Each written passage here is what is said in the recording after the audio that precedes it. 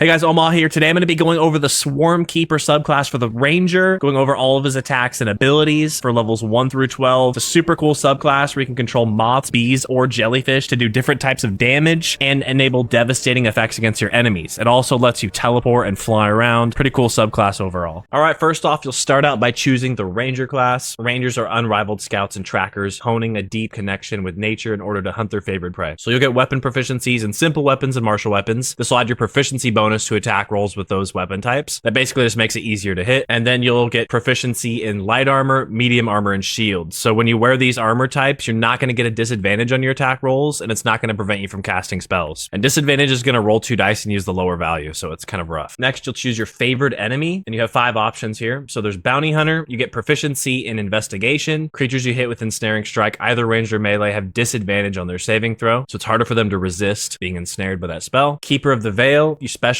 in hunting creatures from other planes of existence. You gain proficiency in Arcana and can cast protection from evil and good. Magebreaker. You have a history of battling spellcasters. You gain proficiency in Arcana and can cast True Strike. Ranger Knight. You've sworn to serve a crown or nation and seek to bring its foes to ruin. Gain skill proficiency in history and armor proficiency with heavy armor. So if you select this, you can wear any armor type. And then Sanctified Stalker. You swore to hunt the enemies of a holy or druidic order. You gain proficiency in religion and can cast Sacred Flame. After that, you'll choose a Natural Explorer. So you have 5 options here. Beast Tamer. You have cultivated a strong bond with animals. You can cast Find Familiar without expending a spell slot. Urban Tracker. Expert at navigating the wild within the city. You gain proficiency in Sleight of Hand. So that's good if you want to pick pockets or steal, disarm traps. Wasteland Wanderer Cold. So you get resistance to cold damage, which means you take half damage from anything cold. Fire. You get resistance to fire damage. And Poison. You get resistance to poison damage. Then you'll choose your ability points. And Dexterity is going to be the most important because it influences your chance to hit with dexterity-based weapons, which are bows, and you're probably going to be using a bow with this subclass, most likely. So I'm not going to distribute my points any certain way, but I would recommend going dexterity. Unless you go for the Titan String bow, you would want to pump up your strength. And then next, you'll choose your skill proficiencies, so you'll be able to choose 3 of them. Select whatever ones you want. All right, now you've hit level 2, so you'll get a health increase, and you'll get one of these at every level, so I'll just probably stop mentioning it here from here on out. You'll get 2 level 1 spell slots. Those will restore on a long rest, and then you can choose 2 level 1 spells, and your options are Animal Friendship, Cure Wounds, Ensnaring Strike, Fog Cloud, Goodberry, Hail of Thorns, Hunter's Mark, Enhanced Sleep, Longstrider, and Speak with Animals. And for this subclass specifically, Hunter's Mark does help even more, so maybe select that if you want it. And then you'll choose a fighting style, so you can adopt a particular style of fighting as your specialty. So you have Archery, you get a +2 bonus to ranged weapon attacks. That'll make it easier to hit. Defense, you get a +1 bonus to armor class while wearing armor, so it'll be easier to dodge attacks. Dueling, when you're wielding a melee weapon that is not two-handed in one hand and no weapon in the other, you deal an additional 2 damage with that weapon. So if you're wielding a one-handed weapon, you get 2 extra damage. You can carry a shield in your free hand and still gain this bonus. And then there's 2 weapon fighting. When you make an attack with your offhand weapon, you can add your ability modifier to the damage of attack. So you get extra damage with your second weapon if you're holding 2.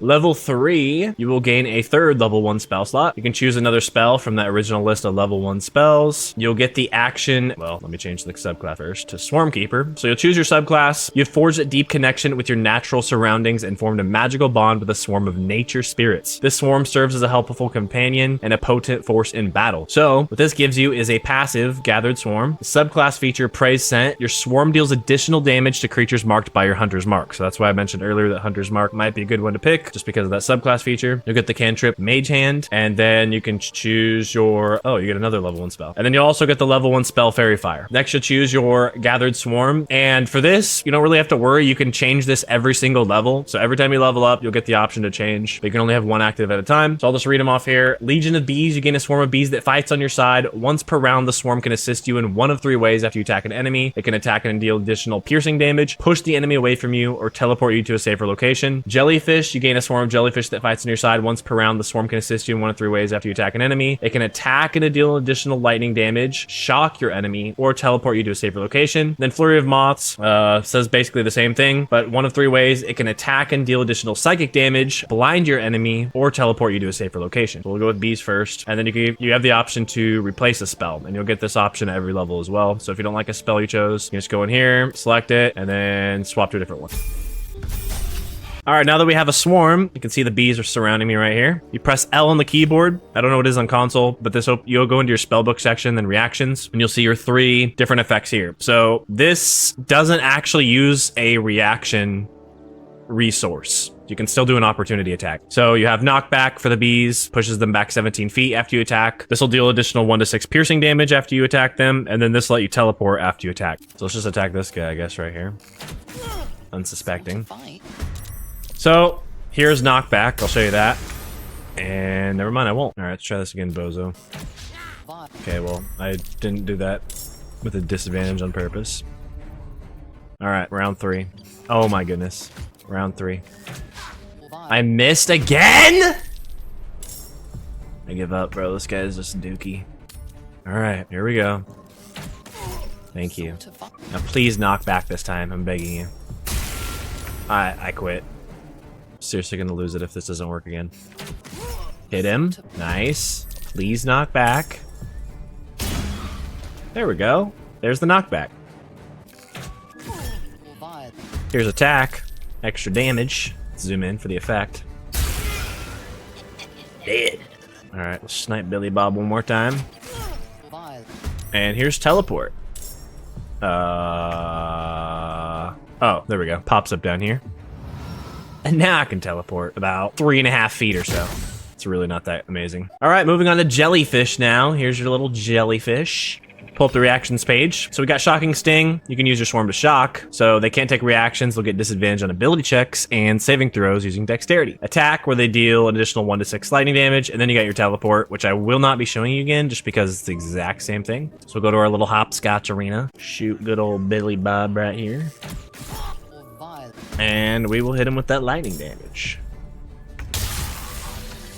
Unlimited power! And here's Shocking Sting. So now he's shocked, and you can't do any reactions. You can run up to him and run away. No opportunity attacks. Okay, screw it. I'll show you teleport just in case. Yep, nope, same thing. And last but not least, we have the moths. So you can blind your target, which will give them disadvantage on attack rolls, and the range of their attacks and spells will be reduced to 10 feet, and you'll have an advantage on attacks against them, so your allies. Then you have attack, they'll deal 1 to 6 psychic damage, and then you got your teleport, which I'm definitely not showing you guys this time. All right, here we go. Missed. Okay, seriously, bro. Here we go. There we go. All right, hit him with that psychic damage. Abracadabra. Let's hit him. You gotta be kidding me, bro. I can't. I'm so tired of this guy missing. It's driving me nuts. Alright, I do not want to reload another save. Come on, brother. There you go. Attaboy. Blinding Swarm. Look at that. Look how blind he is. Absolutely blinded. And so, if I would attack him right now, see if any of these guys can even get in range. Did get advantage, as you can see right here. And while we're here, I'll show you that Hunter's Mark thing, Praise Scent, where you deal the extra damage. So, there we go, he's marked. And normally this adds 1d6 piercing damage whenever you hit them. So, this should add even more. Okay, dang. I guess not showing it. Okay, I have a death sentence, so we're gonna try it on these guys. Hopefully I have the initiative. Nice, I do. Perfect. So, we'll do Hunter's Mark. If I miss, I'm cooked. Okay, 11 damage right there. So you can see it all right here. We rolled a 4, and then we got +4, +3, blah, blah, blah. We got 11 damage. That's extra. Okay, now here, this should do even more. 1d6. And it did double. 2 4s? Oh, it just adds another roll. Okay, that's really good, actually. I thought it was going to kind of suck, to be honest. But yeah, that's pretty solid. All right, moving on to level 4. You can change your swarm, like I mentioned before. So if you didn't like the moths, you can go to bees or jellyfish. You can replace a spell, and you get your first feat. And just a little recommendation, if you are doing archery, which is like probably going to be 90+% of you, sharpshooter's really good. If you don't grab it the first time, definitely grab it at some point. All right, moving on to level 5. So you're going to get your 4th level 1 spell slot. Your first level 2 spell slots, and the feature extra attack. So now you can attack twice per round, or twice per action, I should say, which is twice per round, basically. And now you can choose a spell, and you have access to the level 2 spells: Bark Skin, Dark Vision, Lesser Restoration, Pass Without Trace, Protection from Poison, Silence, and Spike Growth. Spike Growth's kind of OP, to be honest. You can change your swarm again, and you can replace a spell again. And you'll also get the spell Web. So yeah, that just comes for free. All right, in case you guys are wondering, because I wondered the same thing, your extra attack does not work with your swarm, which really sucks, to be honest, but it's whatever. That would be completely insane, but yeah, there's your video proof it doesn't work. All right, level 6 health increase. You can choose a favorite enemy, same 5 that you could choose in the beginning. You can choose a natural explorer, again, the same 5 from the beginning. You can change your swarm, and you can replace your spell. Level 7, you're gonna get your third level 2 spell slot. You can choose another spell from the levels 1 and 2, and you'll get 2 subclass features. Well, technically 1. So you get Writhing Current, the resource used to cast Writhing Tide, which apparently does nothing, and Writhing Tide. You can condense part of your swarm into a focused mass that lifts you up, granting you a flying speed of 10 feet and protecting you from surface effects. You can also choose a passive of changing your swarm yet again and replacing a spell yet again. All right, so here's your Writhing Current resource. You get 3 of those, and they recharge once per long rest. So I'm going to use Writhing Tide. It's a bonus action. So you click it, and you can fly like 30 feet, including like vertically up into different spaces. And again, if there's like ice on the ground, you can completely ignore it. Once you use that, it's going to last for 10 turns. So I have 9 turns remaining.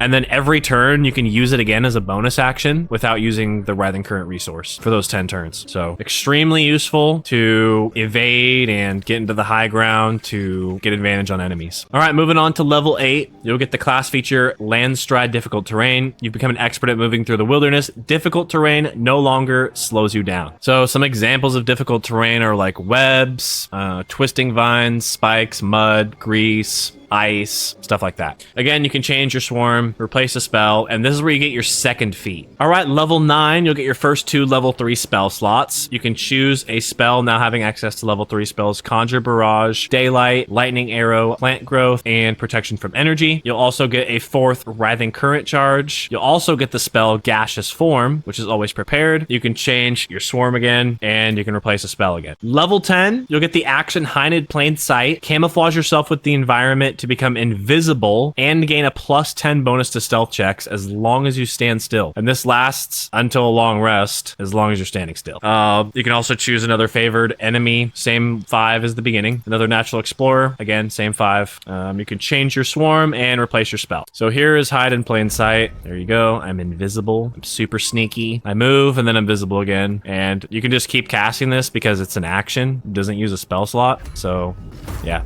Pretty awesome. Set up an ambush or whatever. And one nice thing I forgot to mention about this is Hide in Plain Sight's going to give you advantage when you're shooting somebody with a bow. All right, level 11, you're going to get a lot of goodies for your subclass here. So we'll get our 3rd level 3 spell slot. You can choose another spell from the 1 through 3 list. You'll get the subclass feature Mighty Swarm. Your swarm has grown stronger. The swarm's regular attack now deals 1d8 damage. Its special attack has 1 additional feature, and teleporting you with the swarm now also increases your armor class for the rest of the round. So it's only going to increase it by 2, but that's actually pretty decent. It's pretty good. You can change your swarm and replace your spell. All right, so let's pull up the reactions page here. I'm already in combat. So now your swarm, in addition to blinding them if you use this action, where they get disadvantage on their attack rolls and their range is reduced, you get advantage on attacking them. Now they get slowed. So their movement speed will be halved. Their armor class and dexterity saving throws are going to be reduced by 2. They can't take reactions or make more than 1 attack per turn. So a lot of enemies later on in the game get 2 or 3 attacks per turn. This makes them only have 1. And they can only use an action or a bonus action. They can't use both. And then their spells might be delayed for 1 turn. Their attack, obviously, that goes up to 1d8, 1 through 8 damage instead of 1 to 6. And then teleport, that gives you the +2 armor class. I'll just show you guys those on this first one. And then after that, it's going to be the same. So you got to be kidding me right now. Please hit. Okay, so here's blind and slow. And never mind. Okay, I hate this game. Okay, here we go.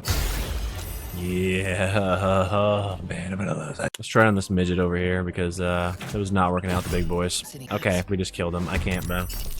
Surely he can't be saved a 3rd time. Yes, now he's blind and slow. So I'm gonna end my turn just to see how far I can go. These guys are gonna clap me probably, but I'm used to it, you know what I mean? Come on in. Ooh, he even used the dash. Look at that. He's so slow. Okay, wow, he's still going pretty far. That's kind of scary. There you go. Okay, here we're gonna attack. Okay, here we're gonna attack. And I totally forgot to use Hunter's Mark. Dang it! All right, here we go. Okay, don't forget to use Hunter's Mark. There's my Hunter's Mark. Upcasting doesn't benefit you with this spell, by the way, if you didn't know that already. But here we go. We're gonna attack. Boom, extra damage. Use the 1 to 8. And this should... Okay, so the extra damage roll, confirmed right here, only rolls a 1d6. It does not roll the same 1d8 that you normally use when it's upgraded. So there's that for you. I swear to you guys, I think I've seen the Baldur's Gate 3 loading screen more than anybody in the entire universe. All right, here's the teleport. Mighty teleport. So the range still sucks. But now you got Armor of the Swarm, so that's kind of cool. So my AC is now at 17. You can see down there it says +2 from Armor of the Swarm. So normally it's like 15. All right, so now we're on the Jellyfish, and they do 1 to 8 lightning damage now. Teleport's going to be the same, and they have Mighty Shocking Sting. Use the Swarm to shock and disarm your target. So it's going to make him drop his weapon if I can actually land it, which $10 says I don't hit it. Okay, wow, $10. There we go. He didn't drop his weapon, though. Well, he's disarmed, technically, but he's still holding his weapon for some reason. But you get the idea. They should be dropping their weapon. All right, last but not least, we got the bees. And the bees get the 1 to 8 piercing, same teleport, and it will push them back and knock them prone. So they can't move or take actions, bonus actions, or reactions, and at disadvantage on saving dexterity saving throws. Attacks against a prone creature have advantage if they're made within 10 feet of the creature. A prone creature must spend half its movement speed to stand up. So, yeah, if you didn't know what prone was. See ya. So yeah, pretty solid. Here we are, level 12. So you get that final health increase, your 4th level 3 spell slot, your last chance to change your swarm forever. You can replace your spell, and you choose your 3rd and final feat. So thank you guys for watching. If you guys enjoyed this video, you know what to do. Catch you in the next one. Peace out.